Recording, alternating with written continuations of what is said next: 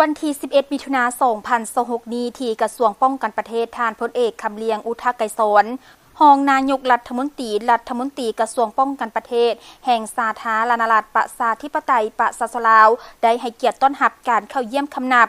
ของทานนางโอยายาซาเอกอัครราชทูตตุรกีประจำสาธารณรัฐประชาธิปไตยประชาชนลาวโอกาสนี้ทานพลเอกคำเลียงอุทาไกรสอนได้แสดงความต้อนรับอย่างอบอุ่นและตีราคาสูงต่อการเข้าเยี่ยมคำนับของทานทูตตุรกีในครั้งนี้ซึ่งเป็นการฮัดแน่นและเสริมขยายสายพอพันธมิตรภาพระหว่างสองประเทศลาวตุรกีให้ได้รับการพัฒนายิ่งขึ้นพร้อมกันนั้นทั้งสองฝ่ายยังตีราคาสูงต่อการพัวพันร่วมมือในระยะผ่านมาและได้ปรึกษาหารือกันเกี่ยวกับทิศทางแผนการร่วมมือในต่อหน้าโดยเฉพาะแม่นการแลกเปลี่ยนบทเรียนเวียกงานป้องกันชาติซึ่งกันและกัน